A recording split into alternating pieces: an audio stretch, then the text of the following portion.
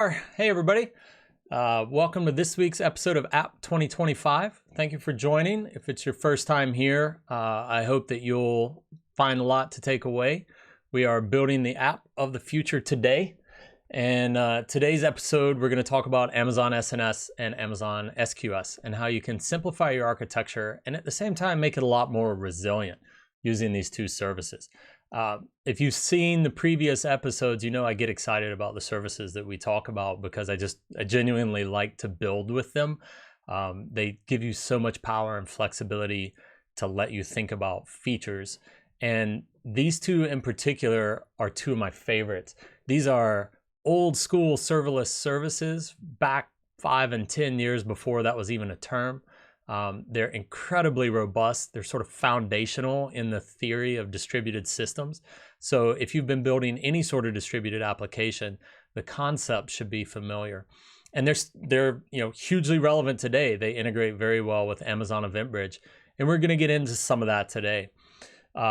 We've got a nice, big, packed agenda today. There's not going to be as much building because the pattern itself is pretty straightforward and reusable, which I think is a really good thing. But we will build. I will give you the code for this pattern and we'll look at how all these pieces interact together. So I'm going to talk a little bit about Amazon SNS, or Simple Notification Service, and Amazon SQS, Simple Queue Service, about their history and what they do. I'm going to talk about how to use them together with Amazon EventBridge, which, if you'll remember, is the backbone of our App 2025 app. We'll go into some specifics on SNS topics and subscribers or subscriber endpoints, the different types that you have and what you can do with them. We'll talk about two different types of queues, the SQS standard and FIFO queues, as well as in this pattern, whether you should introduce your own queue or not. To queue or not to queue, I say there, that is the question, and you'll understand more when we get there. And then finally, we'll build this buffered fan out pattern that I want to talk to you all about today. So that's the meat of it. I'm going to leave us on this screen for a little while instead of going into build, because I think if we go into build, we'll get a little confused on where we are. Again, as always, check the links command that I just dropped in the chat. Is going to give you links to docs for both of these services. And from the docs, you can find pricing, quotas, all that good stuff. You'll also note that first link is a webinar on events, queues, topics, and streams that was just done by my colleague, Julian Wood. Outstanding webinar up on YouTube. If you want to get a little deeper into this from to include streams as well and sort of understand outside of the concept of App 2025. So I'd really encourage you to check that out. And then I dropped a little link there on idempotency for you. We're going to spend a little bit of time talking about that today. Should be a familiar concept if you've been building distributed systems, but it's still something important to consider. So first I want to talk a little bit about SNS. I lied. We're going to switch it up. We're going to go down here and let's take a look at that SNS link. Blow this up for you a little here. It's a fully managed publish subscribe messaging service. So what that means is, much like EventBridge that we've talked about already, you just publish messages onto these topics. SNS has this concept of topics where you just put your messages there. And again, you don't have to worry about who the subscriber is or know anything about it. You can lash them up that way, and we'll see that with our build. But the most important thing is you just put those messages on there and then they fan out massively. SNS is, like I said, it's an old school service. It was announced over 10 years ago, April 7th, 2010, if I'm checking my notes here. And it supports a variety of destinations, some that you might not think about when you're building distributed systems, but that bring some incredible capabilities. So you can send these topics to HTTP or HTTPS endpoints, just arbitrary that you define. You can send email messages. So this is good for like alerting on infrastructure events. And SQS queue can be the target. And obviously that's how we're going to build today. AWS Lambda functions can be the target, direct target. You can send SMS messages to users and subscribers. And this is a direct publish message rather than a fan out. and you can send push notifications to mobile devices. And one of the keys on this, if you see on the screen here, it talks about high throughput. You can send out millions of messages almost simultaneously, right? So you're looking at very low latency distribution of these messages. If you look at some of the quotas here, by default, this is just a massive service, right? Offers 10 million subscriptions per topic by default and 100,000 topics per account. And you can request a higher quota. So this is for a much broader distribution of messages than we can get. So if you need to notify individuals inside of your system or inside of your processes, this is a good way to do it. If you need to notify sensors or like sensor data, that kind of thing, multiple endpoints, this is a good way to do it as well. Amazon SQS, or Simple Queue Service, is actually the first service that we announced at AWS. We announced it on November 3rd, 2004, which means it's over 15 years old. It actually wound up being the second service released behind Amazon Simple Storage Service, or S3, but not by much. It was released to the public in July of 2006. But these services are also updated with new features. SNS received message filtering, so you can filter and take different actions based on the content of messages that come into the topics. Similarly, SQS introduced first in, first out, or FIFO queues in 2016, November 2016. And then just last year, right after reInvent, announced 1 minute metrics so that you get greater granularity and visibility into what's happening in your queues, how many messages are in there, how far backed up they are, average time to clear, all these other metrics that you see.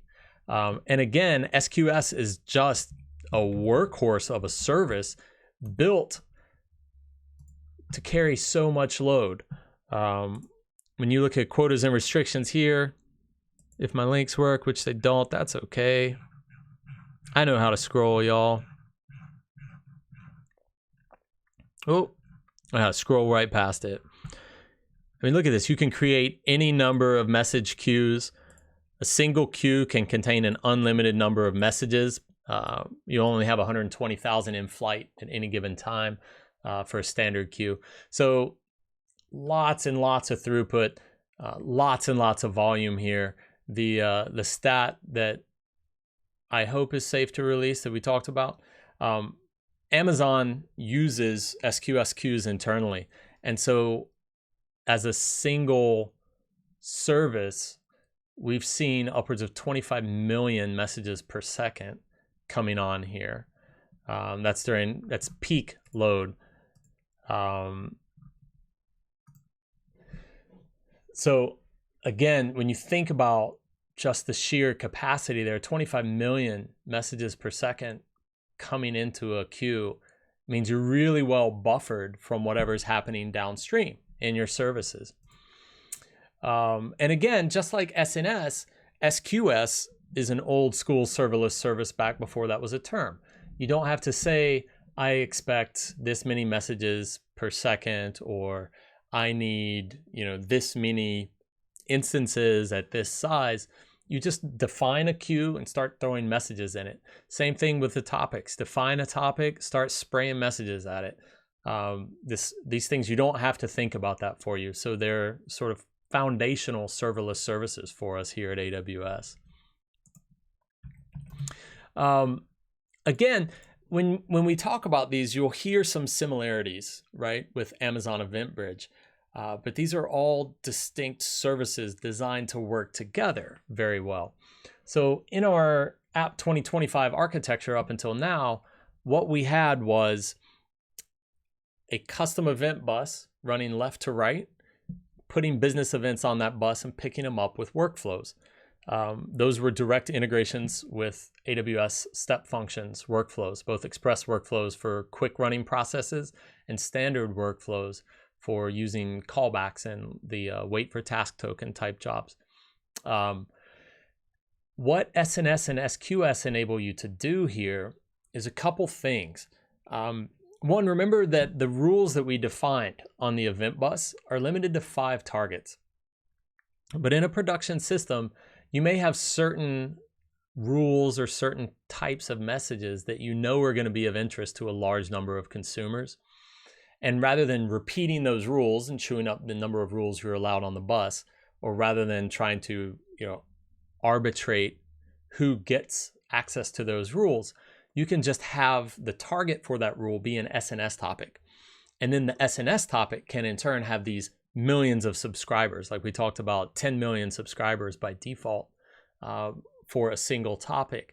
So if you have an event that happens all the time that more than 5 consumers will want to know about, you can use SNS to inform all of those consumers.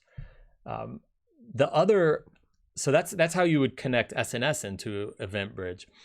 Once the message is in SNS, by introducing an SQS queue, you bring a lot more benefits in on buffering, on visibility, and also on decoupling and abstraction, right? So if you publish directly from SNS to a Lambda function, which is a valid use case that we see a lot, there's a little more coupling there. Or you may be connecting to a legacy system that isn't ready to be migrated. The fact is that system can still pull that SQS queue and pull out the messages that it needs as it's available. So again, it's that best practice in a distributed system of decoupling and buffering. So if your downstream component, whether that's a third-party API or a legacy system or some sort of batch job that just backs up and then runs these jobs when it hits a certain amount, SQS can buffer all those messages for you there. Because again, remember, just like we see here on the screen, unlimited messages in the queue with 120,000 in flight. So you can just pour messages in there as you need to until they're ready. And so this is what we call this buffered fan out pattern, right? Some set of events is happening and going onto your bus quite regularly. And the rule picks it up and sends it to its target, which is an SNS topic. And the SNS topic optionally filters it or just puts it into a queue. And then or a number of queues, or 10 million queues, it's up to you. But the fact is, between each interaction, there are no direct subscriptions. There are no direct couplings. So you've always got this buffer in place. And that's why I like to call that buffered fan out pattern. And that's what we're going to be building today. So we've talked about a little bit about topics and what subscriber endpoints can be, but if you go into the SNS console in the AWS Management Console, we can see what these topics and subscriptions look like. So here, for our example that we'll be using today, we have this legacy operation topic. And you see that there's a number of configurable options here. We're not going to get into all of these today, but you can control directly who or what can put messages onto the topic or into the topic. You can declare retry policies. This is for if you're sending messages out to third-party services like webhooks, Slack notifications, things like that come through here. Inevitably, failures are going to occur. So here's where you can define that retry policy and make sure that it gets delivered. Logging. We haven't configured logging for our example today, but you can log both success and failure deliveries, especially useful in development or testing so that you can see what's happening with your subscriptions. Encryption. We haven't enabled it in ours, but you can do both default encryption or customer provided, customer master key encryption for messages at rest inside SQS. And then of course, tag based. And then you create a list of subscriptions as well. So in this case, we have our endpoint here, which is an SQS queue. But if we do this manually, we can select our topic, and these are those endpoint types that we talked about before, right? So you've got HTTP or HTTPS, email or JSON, an SQS queue, Lambda functions. I haven't set this account up for others like SMS and push notification, which is why they don't appear. Again, the filter policy where you can specify quite broadly and specifically, meaning you have a lot of options so that you can filter and narrow down quite specifically which messages you're going to send to the subscription.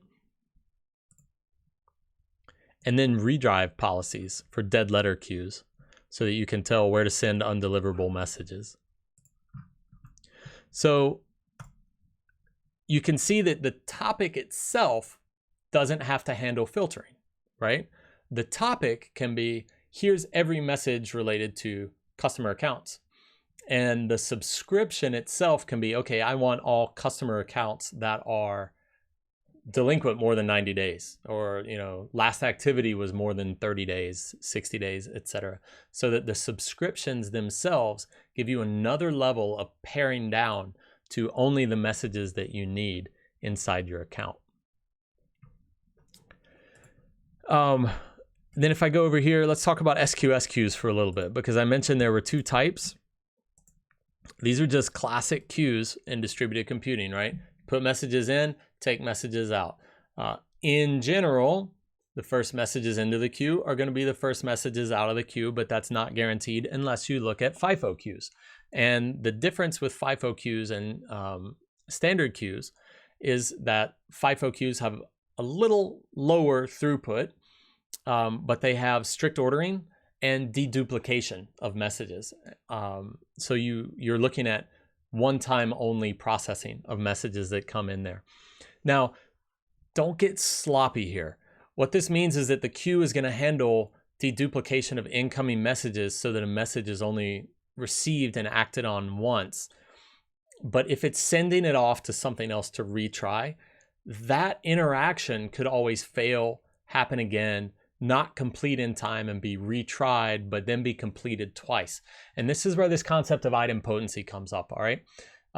Even though you're only going to see that message come in once, downstream, yeah, EDJ Geek says he's sloppy, it's who he is, but he will try. Yeah, you know, we all make do with what we got, right? Sorry, so as these, I totally forgot what I was saying now, man. See, you make jokes. I need to go back and look through my closed captioning and see.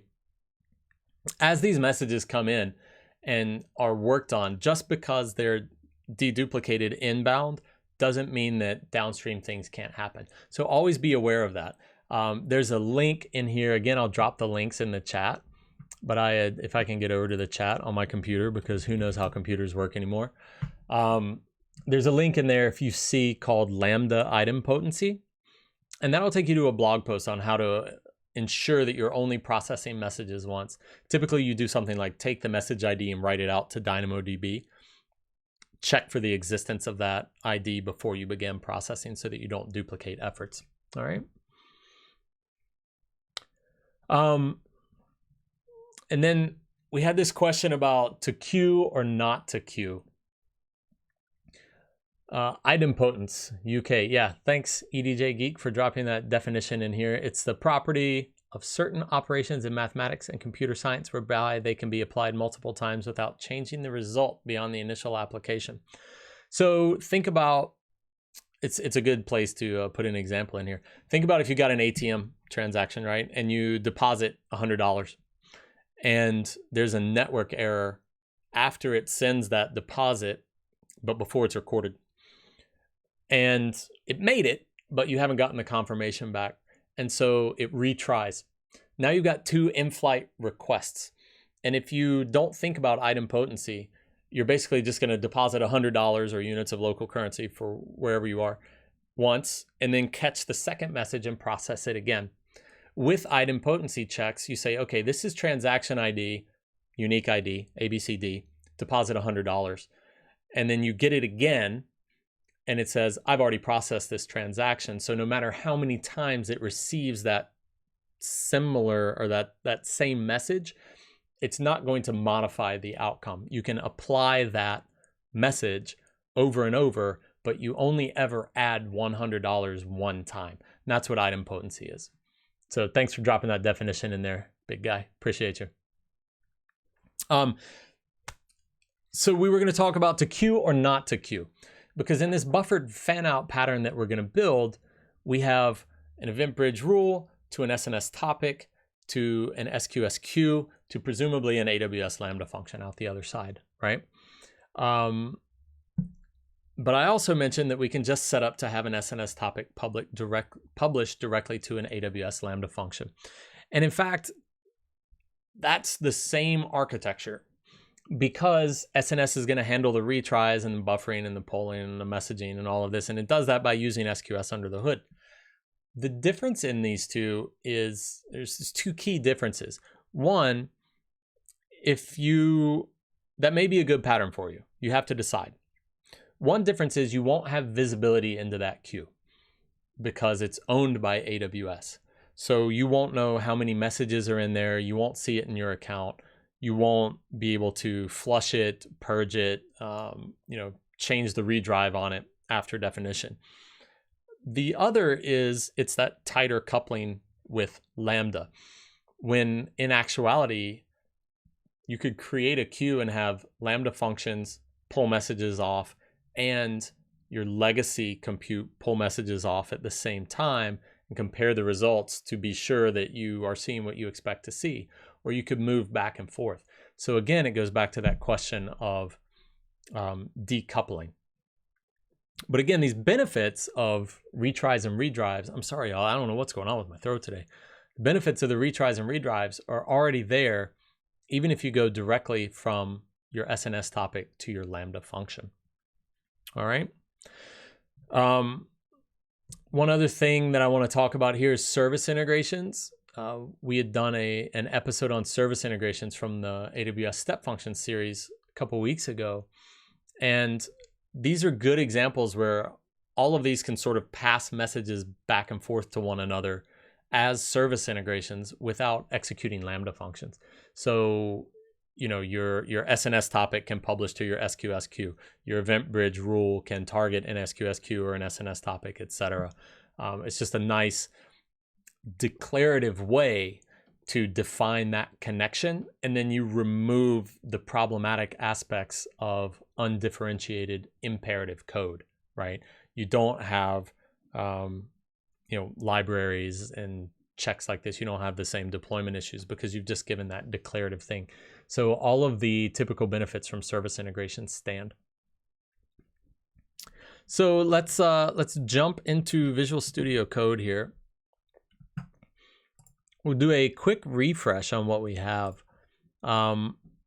We have this infrastructure here, which is a SAM template that just defines our custom event bus and a function that we used in other apps. But for this case, really all we care about is the event bus. Our topic today is going to be this operation received or operation performed. And when we talk about our any company SaaS application, it's got core functionality. That core functionality we can assume here is performed by a legacy system, and we're migrating that into the cloud by allowing that legacy system to put events onto our custom event bus. So from there, once it's done its job, we handle those with workflows. So if I go back to the console here, the AWS Management Console, really all we're concerned about is that we've built this custom event bus and it's named any company.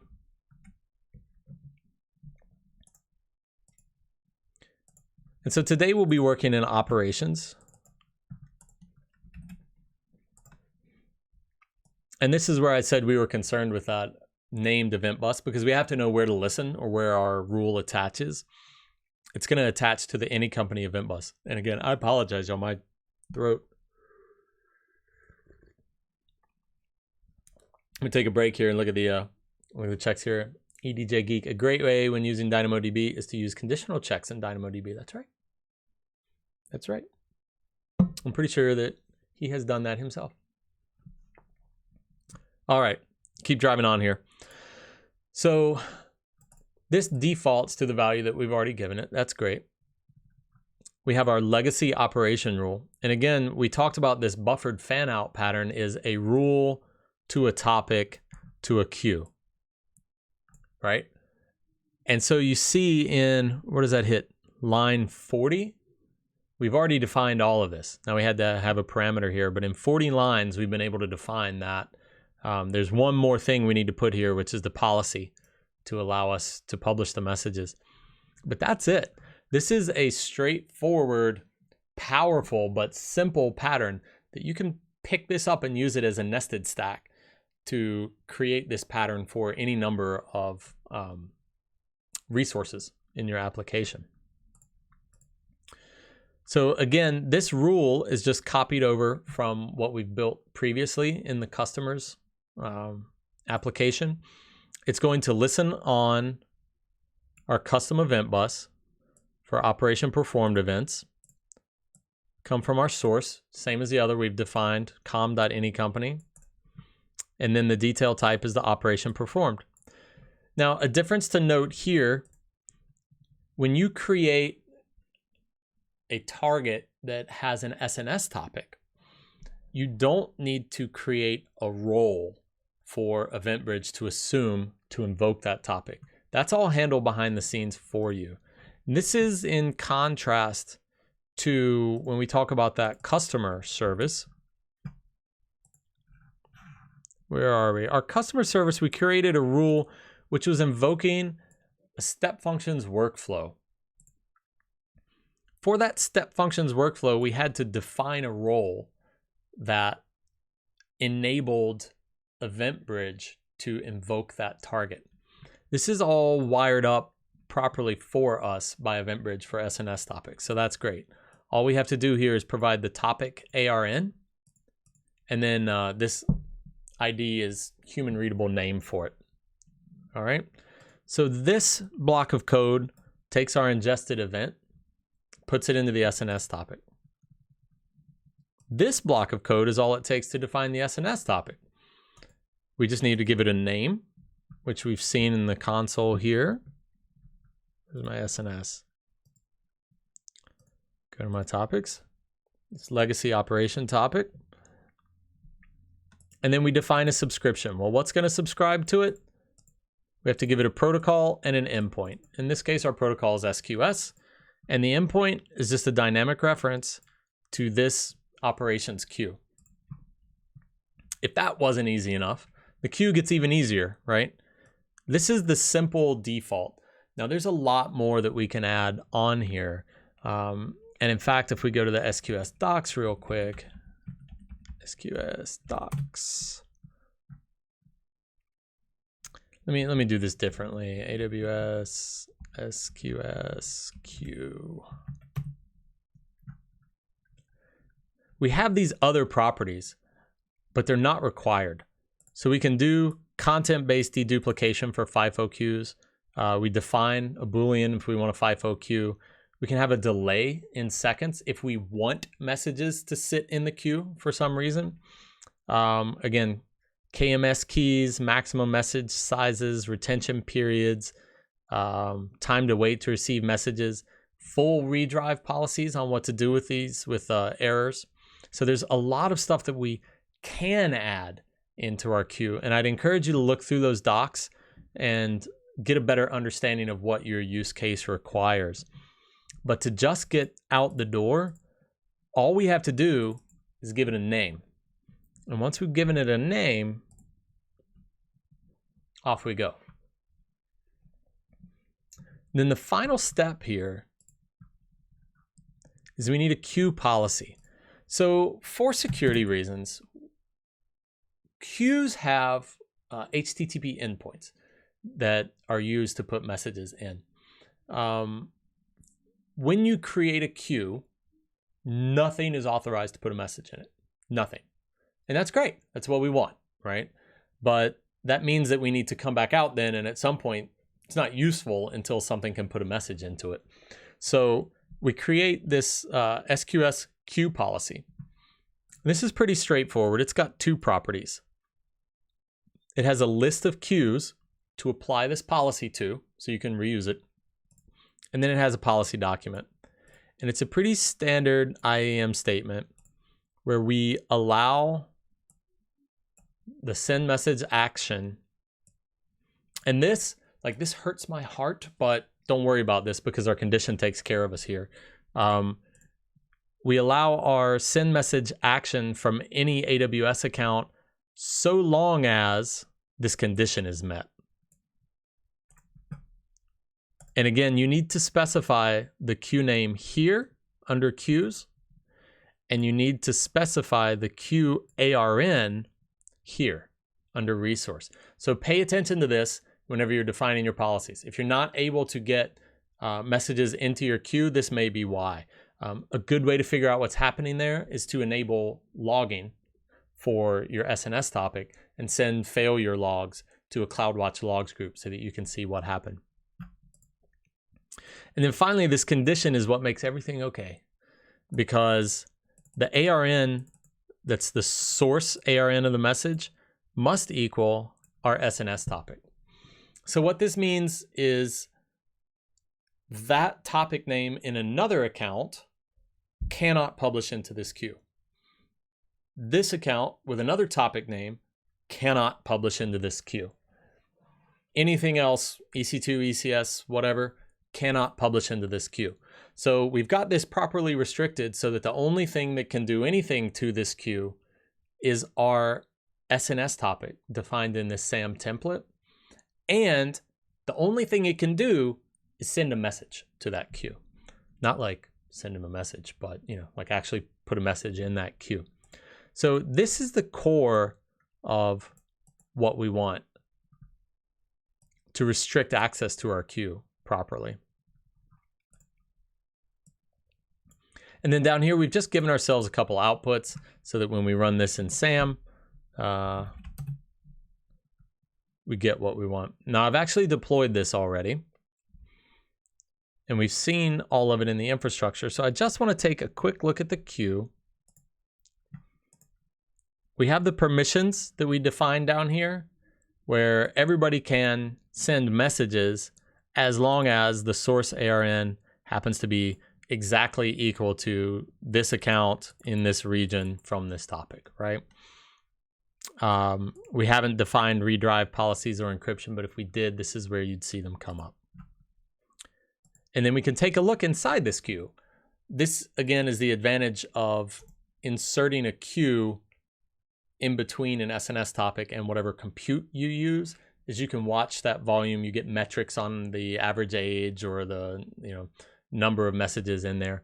Lots of useful information, especially in dev, but also in production, right? It's always good to be decoupled. So we see we don't have any messages in this queue yet. But what we can do is put some messages. Let me go back here. I've created a file, as always, in our infrastructure folder with some sample events that match. And in this case, I've given it 5 operation performed events at different times. So these all match our source and they all match our detail type, which was how we defined our event bridge rule. So if we go back here, we can run events, put events, episode 4, and we'll get 0 failures, 5 event IDs. Great, hooray, that's what we wanted to see. And now, in a bit of magic, we just refresh here, and we have 5 messages available. Now, why? Mainly because we haven't attached any consumers to this. So just as we had built that simulator before, we could build a simulator here to pick up the messages from the queue, mark them as processed, and remove them. But I just wanted to make the point that, I just wanted to make the point that these messages are going to sit here until some sort of compute comes along to get them, or until they age out according to the policies that we've set. So what happened was we put those 5 messages onto this event bus, where this rule matched all 5, picked them up and published them to the SNS topic. I've also got them going to CloudWatch logs so that we can help ourselves out. Oops.